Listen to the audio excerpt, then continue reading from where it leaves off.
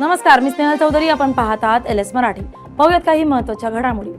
ओमराजे निंबाळकरांनी घेतली मुख्यमंत्री फडणवीसांची भेट. केंद्रीय मंत्रिमंडळ विस्ताराच्या पार्श्वभूमीवर भेट झाल्याची शक्यता. तानाजी सावंत, वकील निलेश देशमुखही उपस्थित. शिंदेच्या शिवसेनेच्या वाट्याला जाणार विधानसभा उपसभापती पदावरून 2 जणांमध्ये मोठी चुरस. चंद्रकांत रघुवंशी आणि कृपाल तुमाणे यांच्यात चढाओढ. राष्ट्रवादी काँग्रेस शरदचंद्र पवार पक्षात सध्या 2 मतप्रवाह.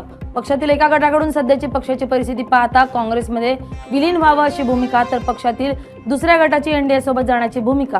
आगामी काळात शरद पवार यांच्या पक्षातील खासदार आमदार ही पक्षाच्या विरोधात जाणार का, अशा चर्चा. राष्ट्रवादीचे खासदार पार्थ पवारांची संसदेच्या डिफेन्स कमिटीवर नियुक्ती.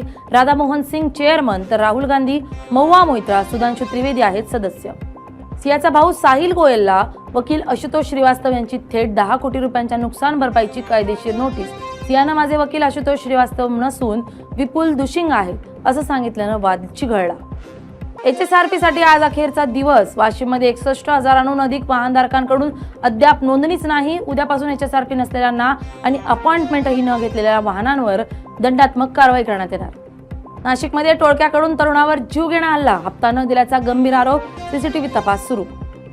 तुळजापूर येथील कृष्णा रसाळ हत्या प्रकरणाला 2 महिने पूर्ण. मुख्य आरोपी अद्याप फरार. नातेवाईकांचं तहसील कार्यालयासमोर उपोषण. दोषींवर कठोर कारवाई करण्याची मागणी. कोल्हापुरात वारस आणि फेरफार नोंदणीसाठी 2,000ची लाच घेताना मोजणीदार लाचलुचपतच्या विभागाच्या जाळ्यात. शिरोळ भूमी अभिलेख कार्यालयात ACBवर कारवाई न कार्यालयात खळबळ. अमरावती गुन्हे शाखेची धडक कारवाई. भर रस्त्यात दहशत माजवणारा तरुण अटकेत. 2 घातक चाकूंसह आरोपी जेरबंद. तरुणावर आर्म ऍक्ट अंतर्गत गुन्हा दाखल. या होत्या काही महत्त्वाच्या घडामोडी. पाहत राहा LS मराठी, सत्याची नवी दिशा.